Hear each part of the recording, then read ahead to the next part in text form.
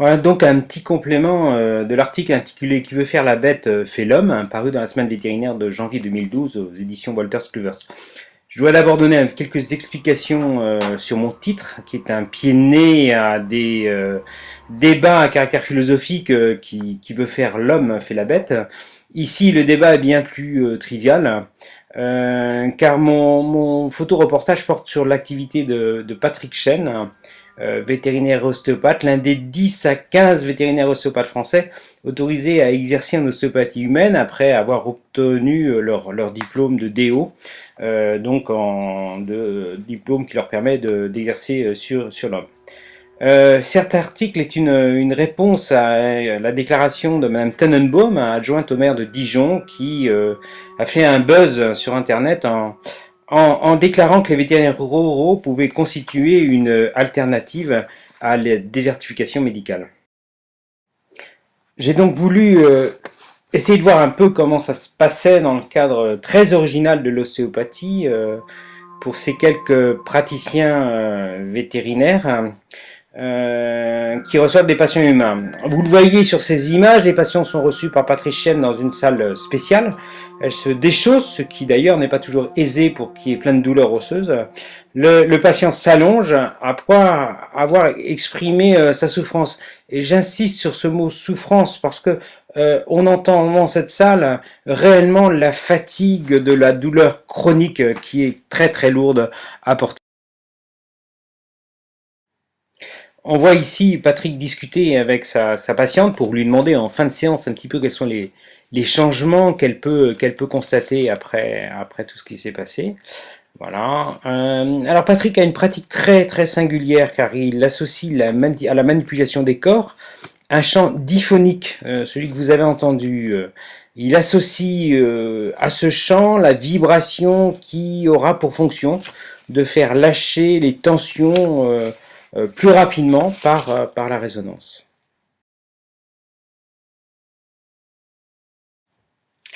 À ces patients humains, il ne cache pas du tout sa qualité de vétérinaire. D'ailleurs, sa clientèle se fait de bouche à oreille, mais parfois on a aussi, comme ce vieux couple, on a en fait ces anciens clients qui le visitaient à l'époque comme vétérinaire, hein, et qui viennent le voir. Donc là, on va suivre un petit peu Patrick sur la fin de sa consultation, voir un petit peu ce qui se passe quand une fois que tout est fini. Il demande à la personne soignée comment elle se ressent.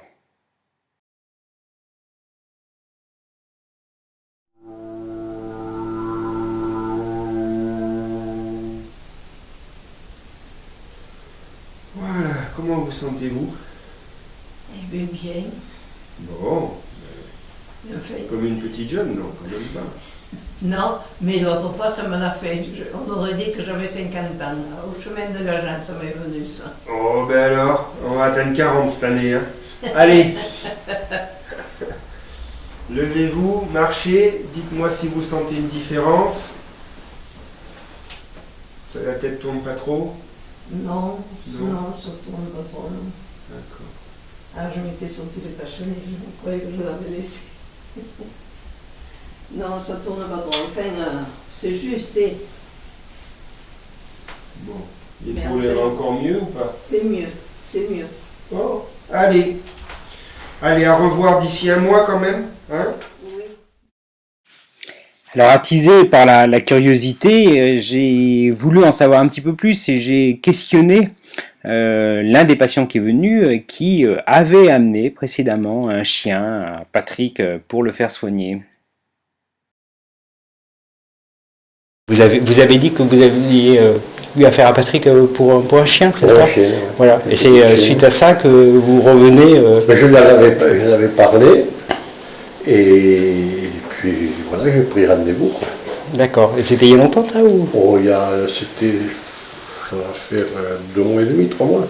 D'accord, et l'idée qu'il peut éventuellement passer d'un animal à une personne, Ça me gêne absolument ça me pas. gêne absolument Je suis pas. dans la campagne, et mon voisin, village de 180 habitants, quand j'étais gamin, le vétérinaire soignait aussi des fois les humains, hein. Je suis d'une génération qui a connu le prestige, entre guillemets, du vétérinaire, c'était l'homme de la médecine, il n'y a pas de problème. Et pour les animaux et pour les hommes. D'accord, donc le passage de l'un à l'autre... Ça me gêne pas, moi. Oui, que ça me soulage. Je sais pas. Vous savez pas. Allez. Je sais pas comment vous dire. Mettez des mots, n'importe lequel, il n'y a pas de mot juste. Tout est fait. D'accord, on a compris. Videz-y le vraiment fait. Voilà, beaucoup moins de poids. Plus détendu. On va nouer. Allez, on va aller jusqu'à moins noué, super. Voilà, dès que vous le sentez, vous allez vous lever, vous allez marcher un petit peu, me dire ce qui a changé, on va décortiquer les pieds, les genoux, etc. N'allez pas trop vite, des fois ça tourne. Alors il est temps de retrouver notre vétérinaire dans une ambiance de cabinet vétérinaire, parce qu'en fait il se déplace, il passe dans un autre bâtiment, le bâtiment du cabinet vétérinaire, et là il reçoit ses animaux dans une salle spécialement dédiée à l'ostéopathie. Cette salle est partagée par deux autres de ses collègues qui ont également une activité d'ostéopathe, et d'ailleurs nous allons suivre une consultation de sa collègue Pascal Coatantiec qui reçoit ici un chat pour un problème de dermatologie. Alors ça avait très bien marché la première fois, mais ça revenait, donc il y a une nouvelle séance d'ostéopathie. Donc le chat est posé sur la table de consultation, le vétérinaire est à califourchon sur la table. En face on retrouve le ou la propriétaire qui est là pour calmer l'animal, mais pour ce que j'ai vu là dans cette journée, les animaux sont toujours très très calmes, il n'y a pas de mouvement de défense ni de quoi que ce soit. Donc Pascal est en train de finir sa consultation qui va donner lieu comment dire, à un enregistrement d'une sorte d'archive sous forme d'un schéma, un schéma peu traditionnel et qu'on va pas vraiment retrouver sur les logiciels de gestion de cabinet vétérinaire.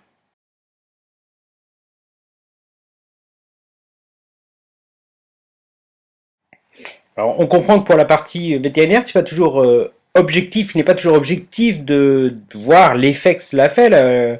Évidemment, les animaux sont pas en train de dire je vais beaucoup mieux après. Donc, après l'acte lui-même de manipulation de l'animal, l'ostéopathe demande au propriétaire de sortir avec le chien, si c'est un chien, et d'essayer d'observer, de revenir en donnant un petit peu les éléments qu'il a pu constater, qui ont des éléments de modification, de déplacement, tout ce qu'il a pu constater. Il faut que je sois parfaitement objectif pour dire que pendant la journée que j'ai passée dans ce cabinet veto, j'ai eu que des gens très satisfaits qui sont revenus, qui sont sortis avec vraiment un sentiment de soulagement, soit pour eux quand il était des personnes, soit pour l'animal. Et je dois dire que ça m'a poursuivi parce que le lendemain je faisais des photographies dans un cabinet spécialisé pour les nouveaux animaux de compagnie sur Toulouse, et j'ai vu arriver un lapin qui était passé par sa séance d'ostéopathie, et il y avait eu énormément de soulagement après sa séance. Je me suis dit vraiment, j'ai du mal à avoir dans le cadre de consultations traditionnelles des gens qui sortent avec autant de satisfaction. Voilà, je tiens encore à remercier mes hôtes qui m'ont accueilli avec beaucoup de gentillesse et de confiance. Merci.